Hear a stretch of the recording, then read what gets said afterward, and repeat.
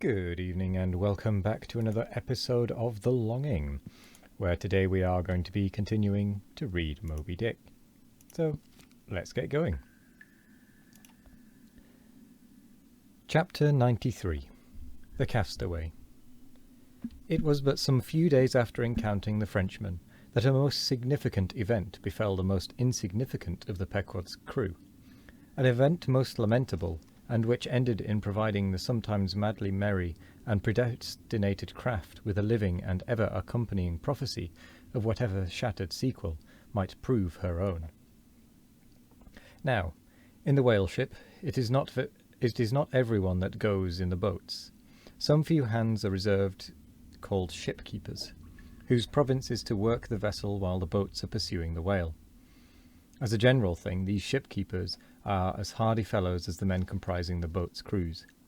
But if there happen to be an unduly slender, clumsy, or timorous wight of the ship, that wight is certain to be made a shipkeeper. It was so in the Pequod, with the little negro Pippin by nickname, Pip by abbreviation. Poor Pip, ye have heard of him before. You must remember his tambourine on that dramatic midnight, so gloomily jolly. In outer aspect, his Pip and Doughboy made a match, like a black pony and a white one, of equal developments, though of dissimilar colour, driven in one eccentric span. But while hapless Doughboy was by nature dull and torpid in his intellects, Pip, though over-tender-hearted, was at bottom very bright, with that pleasant, genial, jolly brightness peculiar to his tribe, a tribe which ever enjoys all holidays and festivities with finer, freer relish than any other race.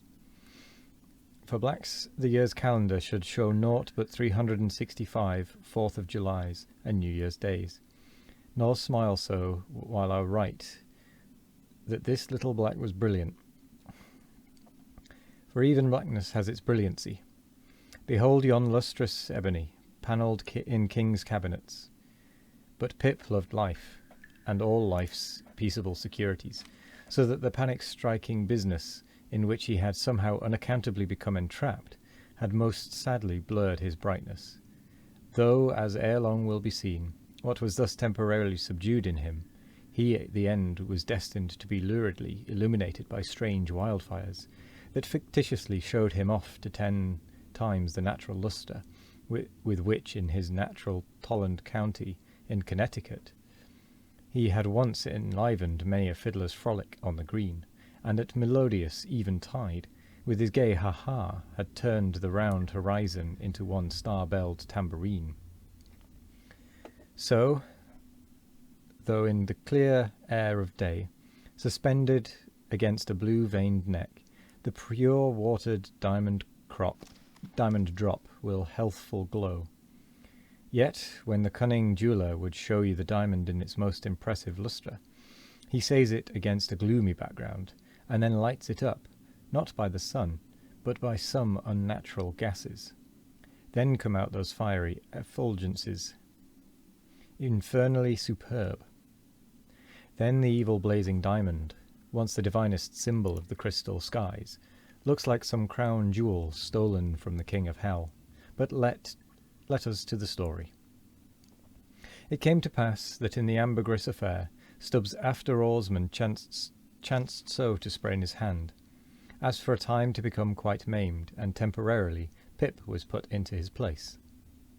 The first time Stubb lowered with him, Pip evinced much nervousness, but happily, for that time, escaped close contact with the whale, and therefore came off not altogether discredentably, though Stubb, observing him, took care afterwards to exhort him to cherish his courageousness to the utmost, for he might often find it needful. Now upon the second lowering, the boat paddled upon the whale, and as the fish received the darted iron, it gave its customary rap, which happened, in this instance, to be right under poor Pip's seat. The involuntary consternation of the moment caused him to leap, paddle in hand, out of the boat, and in such a way, that part of the slack whale line coming against his chest, he breasted it overboard with him, so as to become entangled in it, when at last plumping into the water. That instant the stricken whale started on a fierce run. The line swiftly straightened, and presto, poor Pip came all foaming up to the chocks of the boat, remorselessly dragged there by the line, which had taken several turns around his chest and neck. Tashtego stood in the bows. He was full of the fire of the hunt. He hated Pip for a poltroon.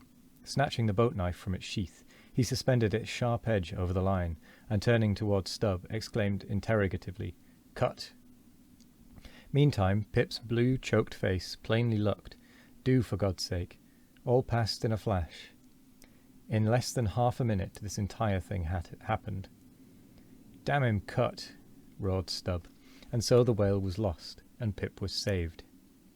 So soon as he recovered himself, the poor little negro was assailed by yells and excretions from the crew. Tranquilly permitting these irregular cursings to evaporate, Stubb then, in a plain, business-like, but still half-humorous manner, cursed Pip officially, and that done, unofficially gave him much wholesome advice. This substance was, never jump from a boat, Pip, except, but all the rest was indefinite, as the soundest advice ever is. Now, in general, stick to the boat is your true motto in whaling, but cases will sometimes happen when leap from the boat is still better. Moreover, as if perceiving at last that if he should give undiluted conscientious advice to Pip, he would be leaving him too wide a margin to jump in for the future, Stubbs suddenly dropped all advice and concluded with a peremptory command. "Stick to the boat, Pip, or by the Lord I won't pick you up if you jump. Mind that. We can't afford to lose whales by the likes of you.